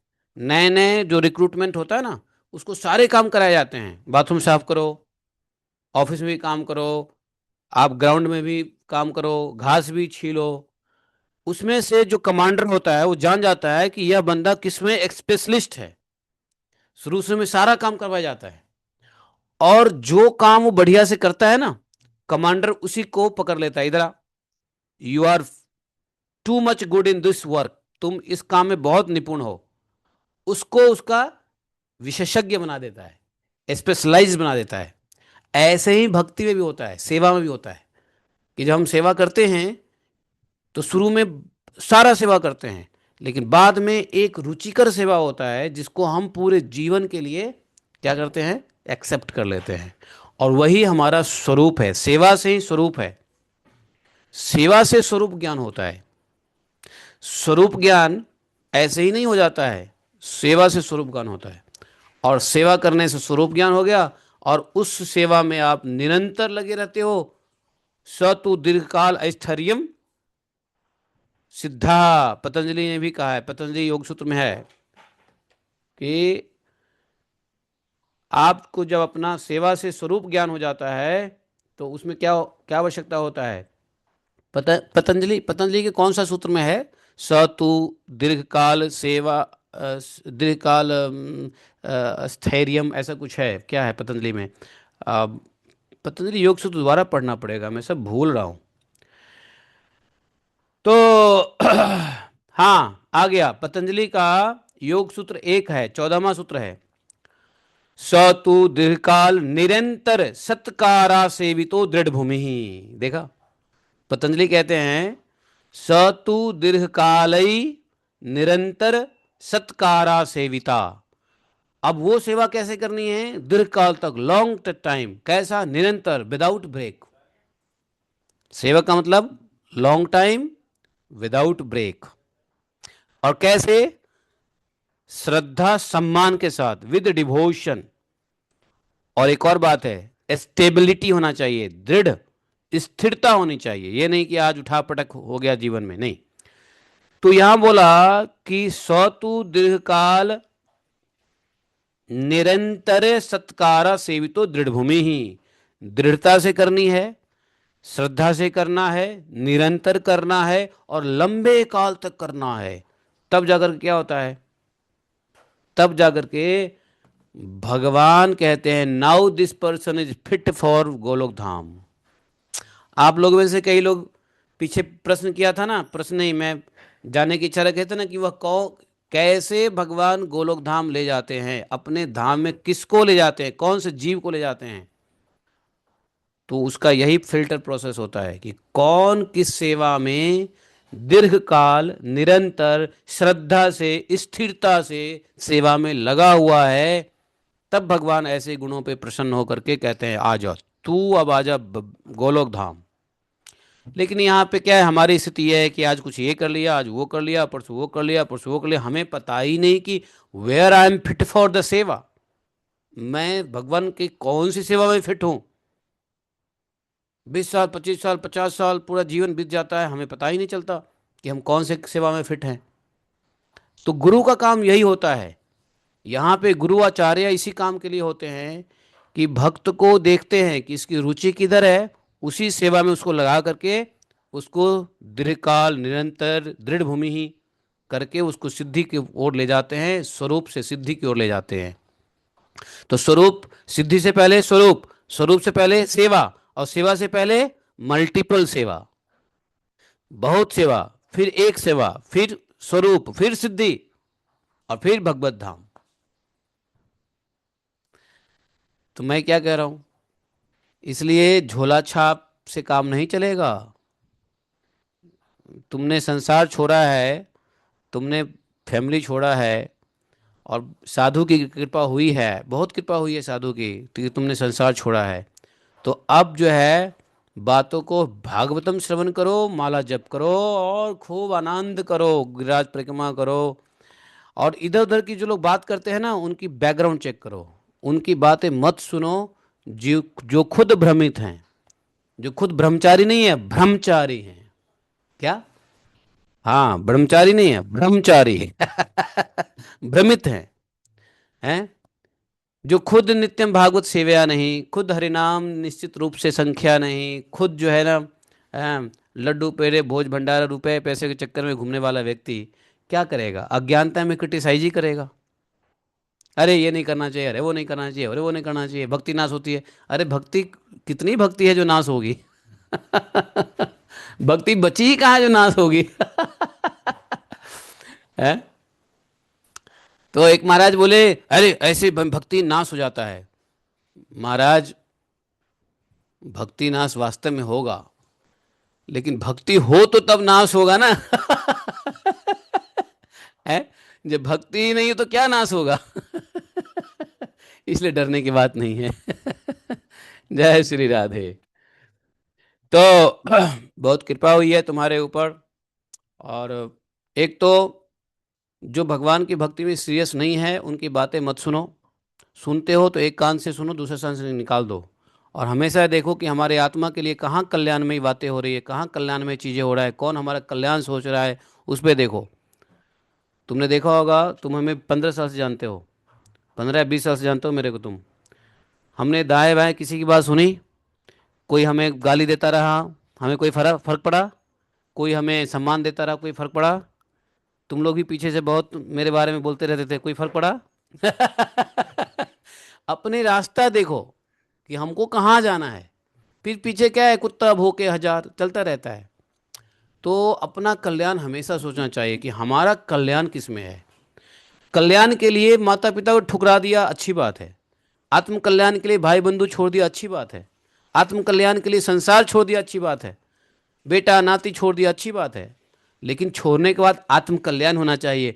लेकिन सब कुछ छोड़ दिया और फिर भी कल्याण का कार्य नहीं किया तो माया में ही न राम। इसको कहते हैं गधे का घोड़ा ना घर का ना घाट का। इसलिए गधे का घोड़ा नहीं बनना, आत्म कल्याण की बात सोचो। और जो गधा बने हुए हैं उनकी बात मत सुनो, जो खुद द्रोह। तुम ऐसे लोगों की बात मत सुनो जो गुरुद्रोही है। वो गुरुद्रोही है, अपने गुरु के आदेश का पालन ना करके अपने मनमौजी से चलने वाला व्यक्ति है। मैं कभी नहीं बुलाता हूँ यार, कभी एंट्री नहीं देता हूँ, कभी मैं पूछता भी नहीं हूँ। कारण क्या है? गुरुद्रोही है।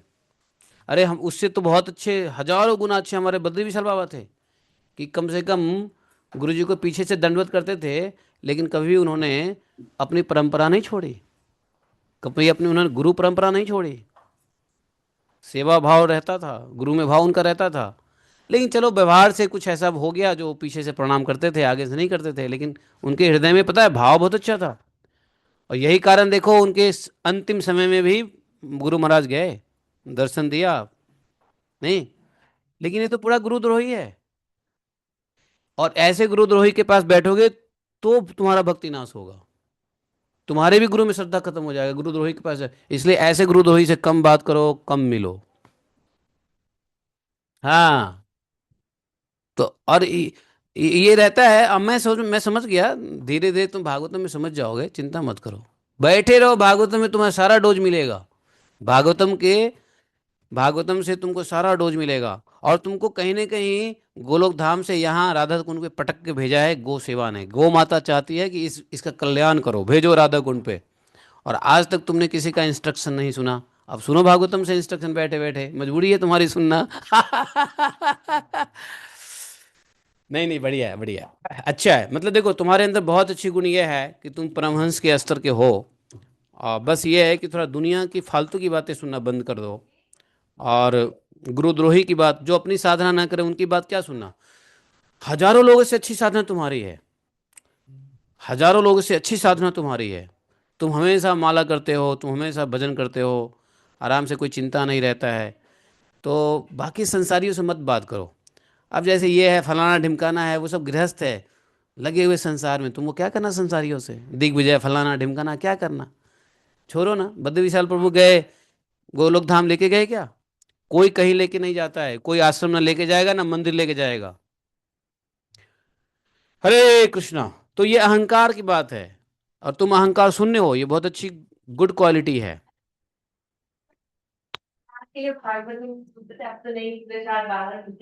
आ सही बात, very good progress, very good progress. अच्छा है, अच्छा है, अच्छा है। तो यहां पर वही यहां समझा रहे हैं कि विदुर जी, यज्ञ कार्य में लगे रहने पर भी आत्मज्ञानी राजा भक्त भय भंजन पूर्णतम भगवान की आराधना करके क्या किए? सुदृढ़ समाधि के द्वारा भगवान के दिव्य लोक को प्राप्त किया। तो सीक्रेट मैटर यही है कि कैसे भगवान के दिव्य लोक को प्राप्त करे। वैसे करने की इच्छा नहीं है, भगवान अगर करा दे तो अच्छी बात है, नहीं कराए तो जहां रखे हम भजन करेंगे, कोई बात नहीं, कथा सुनेंगे। तो भागवतम का महत्व देखो, कितना बड़ा महत्व है भागवतम का, है कि नहीं? जो अहंकार में रहते हुए भागवतम हमको अहंकार के दुष्परिणाम से बचा लेती है, या बचा लेते हैं। नहीं।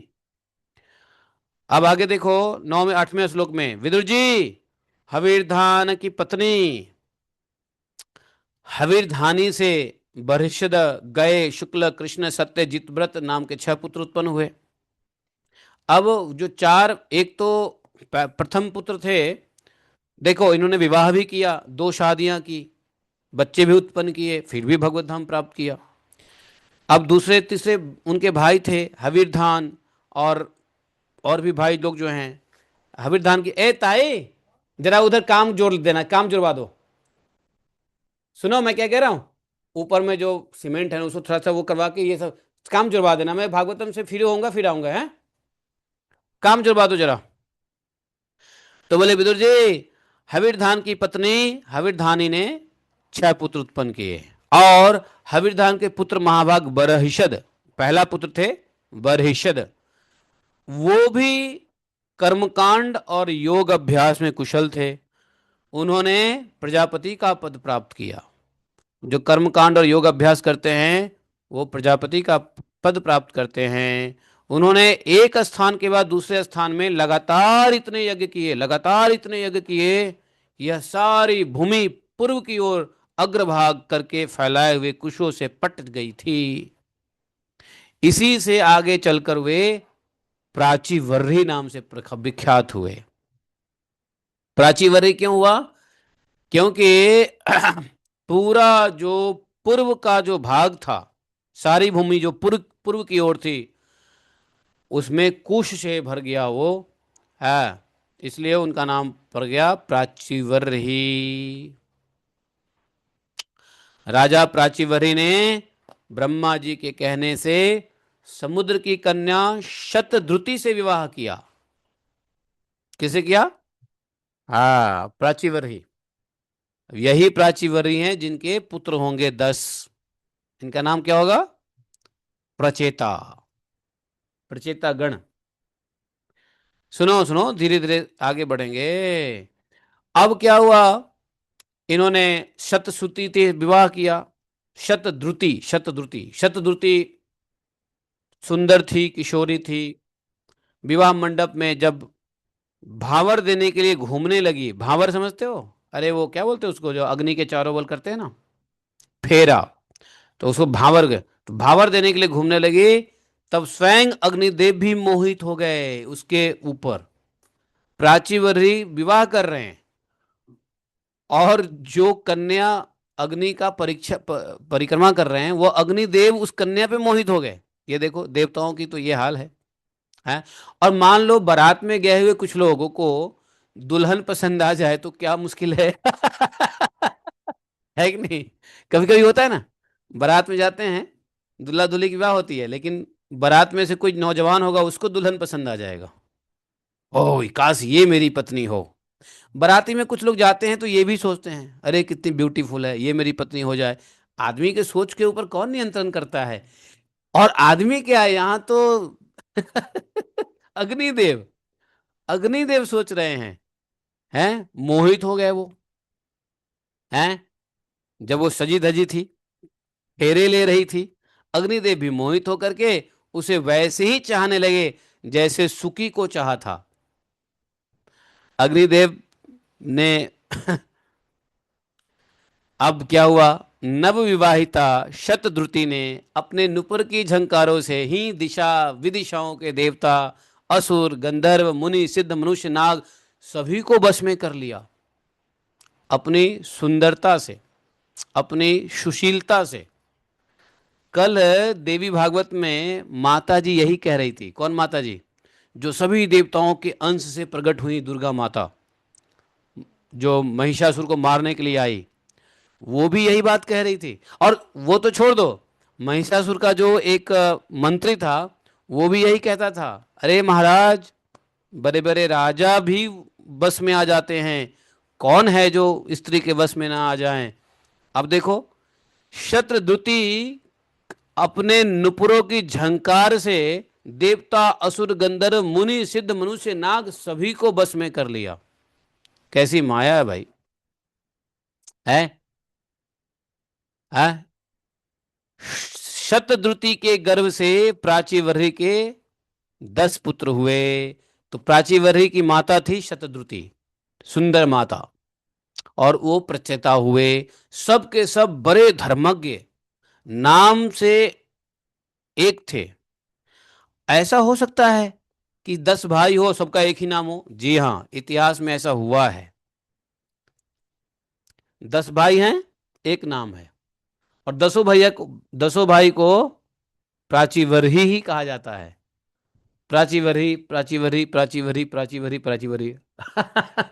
तो कितना मुश्किल हो जाएगा। 10 पुत्र का नाम प्राचीवर्ही, प्रचेता, प्रचेता कहा जा रहा है। ए प्रचेता, एक को बुलाएगा तो दूसरा भी आएगा नहीं। अगर 10 पुत्रों का नाम प्रचेता रख दो, तो एक एक नाम बोलोगे, प्रचेता इधर आओ, तो 10 आएंगे। अच्छी बात है ना, एक नाम बुलाने से 10 आ गया। है कि नहीं? तो 10 पुत्र हो गए सुतद्रति के, और वे सब बड़े धर्मज्ञ, हाँ, अच्छे आचरण वाले थे। जब पिता ने उन्हें कहा कि पुत्र, अब तुम लोगों को विवाह करनी चाहिए, संतान उत्पन्न करो। संतान उत्पन्न करने के लिए, संतान उत्पन्न करो, विवाह नहीं, संतान उत्पन्न करो। अब संतान उत्पन्न करो तो किस लिए करो, कैसे करो? विवाह होगा जब तो संतान उत्पन्न होगा। तो इन लोगों ने क्या किया, संतान उत्पन्न करने की, पिता की आज्ञा थी संतान उत्पन्न करने की, तो चले गए तपस्या करने। किस लिए? कि भाई कोई पत्नी चाहिए, अच्छी पत्नी मिले तो संतान उत्पन्न करेंगे। तो तपस्या करने के लिए समुद्र में गए। 10,000 वर्ष तक तपस्या करते हुए उन्होंने तप का फल देने वाले भगवान की आराधना की। और भगवान जब प्रसन्न हुए, और वैसे जब घर से चले तपस्या करने के लिए, प्राचीवर्य नहीं, प्रचेता, प्रचेता लोग जब घर से प्रचेताओं को कौन मिला? रास्ते में महादेव जी का दर्शन हुआ, और महादेव जी ने तत्व का उपदेश दिया। और एकाग्रता पूर्वक उन्होंने जो महादेव जी ने बताया, जप, ध्यान, पूजन, उससे उसी तरीके से उन्होंने आराधना की समुद्र में, 10,000 वर्ष तक तपस्या करके, और भगवान को प्रसन्न किया है।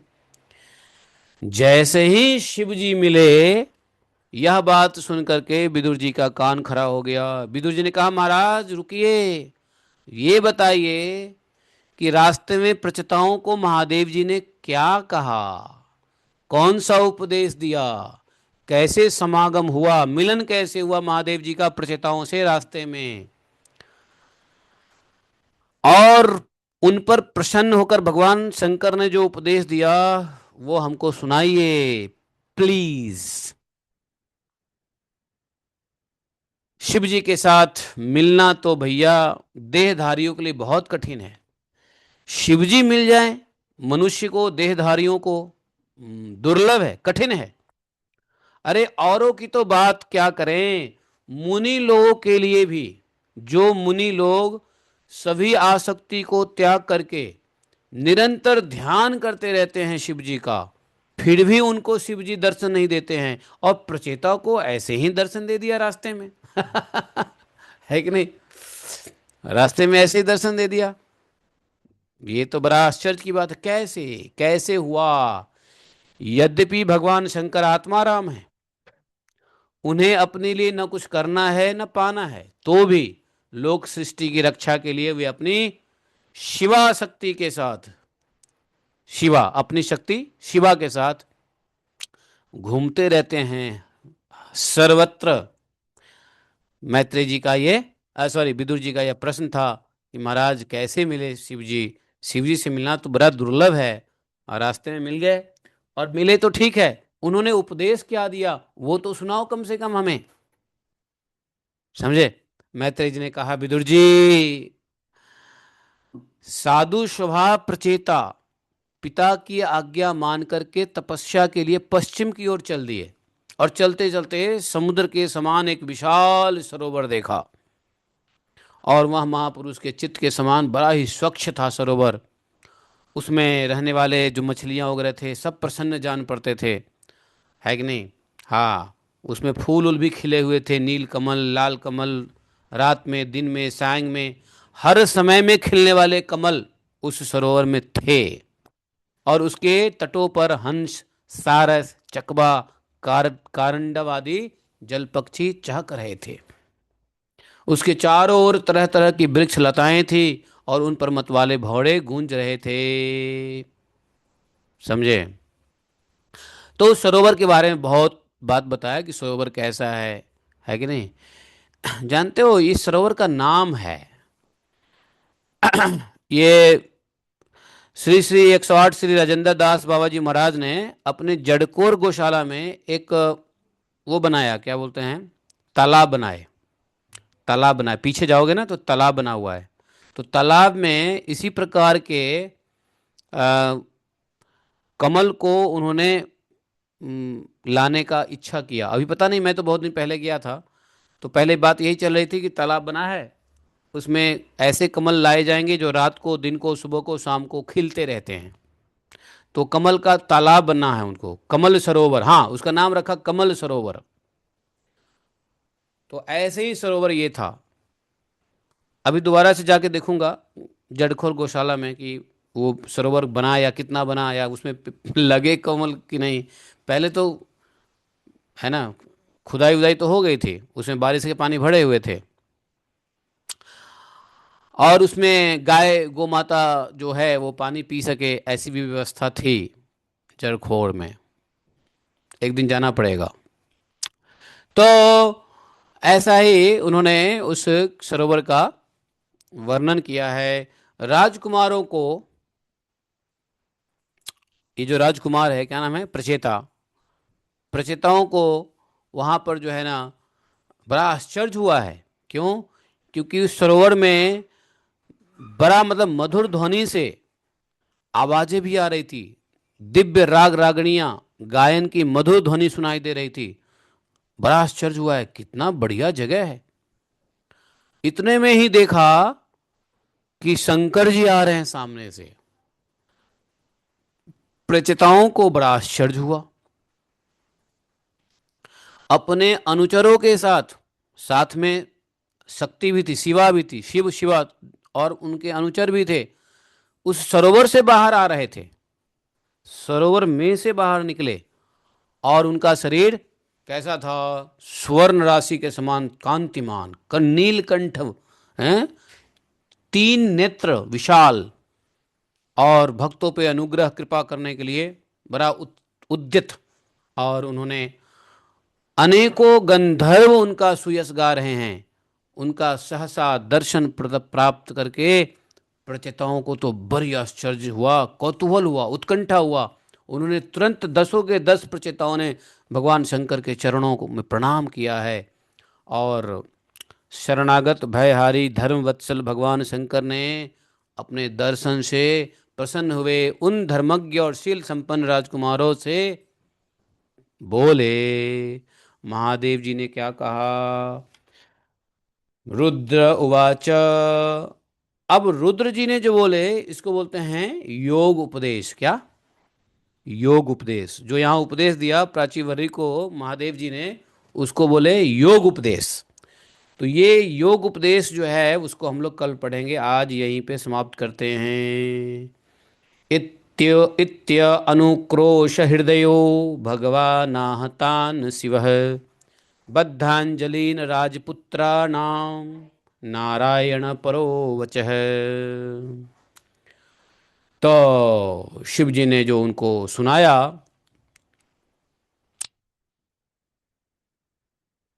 तो पहले तो रुद्र की स्तुति किए और फिर जो, हाँ तो ये सब हम लोग कल पढ़ेंगे, आज नहीं पढ़ेंगे। इसको बोलते हैं योग उपदेश। बहुत बढ़िया उपदेश है शिव जी का, जबरदस्त।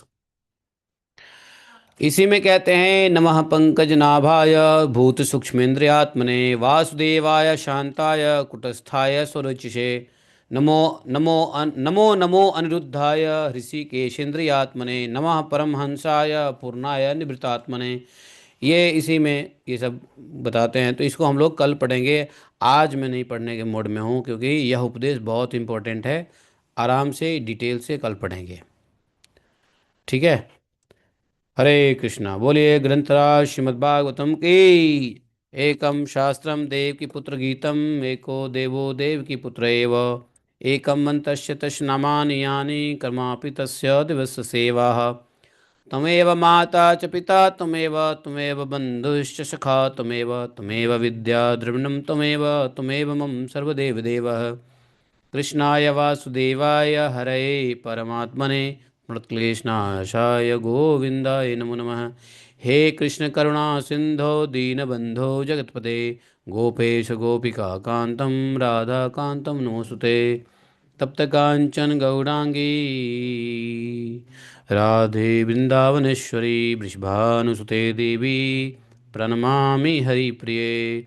वाञ्छाकल्पतरुभ्यश्च कृपा सिन्धुभयैव च पतितानां पावनेभ्यो वैष्णवेभ्यो नमो नमः। बोले ग्रंथा श्रीमद् भागवतम की जय। तो देखो, जो हमने अहंकार की बात कही है आज, अहंकार कार्य करने के लिए जरूरी है, लेकिन अहंकार का ज्ञान होने से हमको अहंकार पे नियंत्रण थोड़ा कर सकते हैं। तो अच्छे कार्य के लिए अहंकार तो ठीक है, लेकिन अहंकार कहीं गलत काम ना करा दे, इसका ध्यान रखना।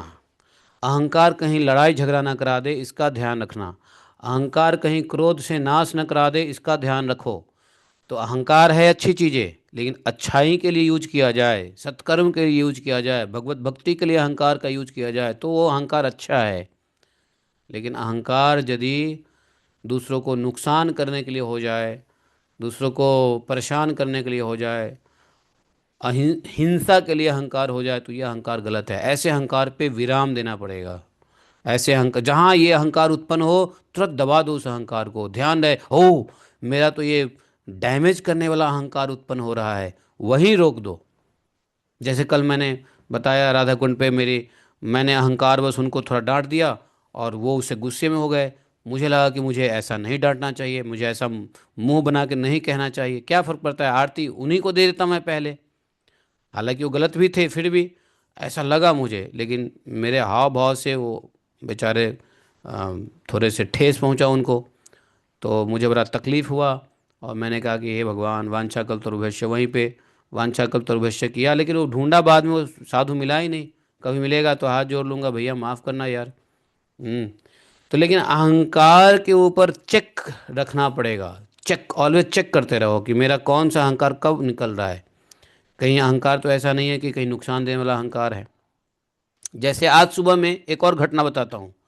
आज सुबह मैंने एक मिस्त्री को फ़ोन किया और मिस्त्री को फ़ोन करके मैंने उल्टा सुना दिया, आ जा तू अपना पैसे ले जा, काम कर, पैसे ले जा। मैंने अहंकार बस थोड़ा क्रोध कर दिया, क्योंकि वो परेशान किया मेरे को। बाद में मैं सोचा कि मैंने अहंकार दिखा तो दिया, अगर वो आज भी नहीं आया बुरा मान के, तो मेरा काम तो लटक जाएगा।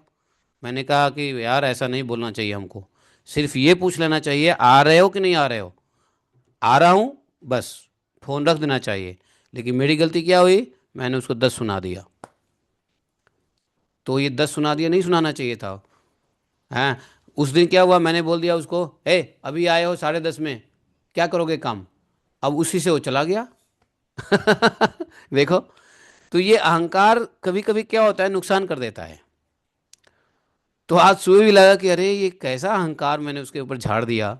हालांकि मैं सही हूँ, मेरा गुस्सा भी सही है। हालांकि गुस्सा में नहीं बोला, लेकिन हाँ अहंकार में जरूर बोला। कभी कभी आप क्रोध में नहीं होते, लेकिन अहंकार में बोल देते हो। अहंकार के बाद बोलते देते हो, बाद में भी क्रोध भी अगले को क्रोध दिला देगा। क्योंकि जैसा अहंकार आप में है, तो जरूरी नहीं है अहंकार में हम बोल रहे हैं तो हमको क्रोध तो नहीं है, लेकिन अगले को क्रोध दिला देगा। ऐसा कैसे बोला ये, है ना। हमने अहंकार में बोल दिया, लेकिन अगले का अहंकार क्रोध में बदल जाएगा। क्योंकि तुम अहंकार करोगे ना तो हमको क्रोध आएगा, और हम अहंकार करेंगे तो तुमको क्रोध आएगा। ऐसा मामला है। तो एक व्यक्ति अहंकार में बोलता है, कैसा काम करता है तू, हैं सही से कर। और उस व्यक्ति का अहंकार है, तो उसका अहंकार, अहंकार का रिस्पॉन्ड क्रोध होता है। अहंकार का रिस्पॉन्स क्रोध होता है। इसलिए अहंकार में किसी को बोलो ही नहीं, अगले को क्रोध आएगा नहीं। अगले क्रोध करेगा नहीं तो तुम्हारा अहंकार में बोलोगे ही नहीं। तो ये सब बड़ा सटल है, और ये ज्ञान होने के बाद अनुभूति होती है। जब ज्ञान होगा ना भागवतम से, देवी भागवतम से, तो अनुभूति होती है कि मैं कहाँ कहाँ मेरा अहंकार ऐसा बढ़ रहा है जिससे नुकसान भी हो सकता है। तो इसलिए चेक करते रहो। ऐसा नहीं हो कि हमारा हम अहंकार में कुछ बोल दें, अगले को क्रोध आ जाए। ऐसा ही होता है ना, क्रोध अगले को क्यों होता है? जब अहंकार में हम कुछ बोल देते हैं, अहंकार में कुछ कर देते हैं तो क्रोध आता है लोगों को, अहंकार में नहीं करते हैं तो क्रोध आता है लोगों को। हैं? पति कुछ ऐसा कर दे अहंकार से, पत्नी को क्रोध आएगा। पत्नी कुछ ऐसा कर दे तो पति को क्रोध आ जाएगा। तो अहंकार का जो जवाब है वो क्रोध है। तो अगर हमको भी अहंकार नहीं रहेगा, नियंत्रित अहंकार रहेगा, कंट्रोल्ड अहंकार रहेगा, तो हम बोलेंगे ही नहीं। और अगले का भी अगर अहंकार यदि कंट्रोल्ड है तो वो गुस्सा भी नहीं करेगा। तो जरूरत है सबको अपना अपना अहंकार को सही जगह पे लगाने का, ना कि फालतू जगह पे लगाने का।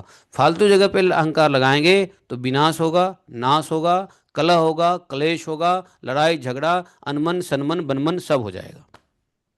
है ना?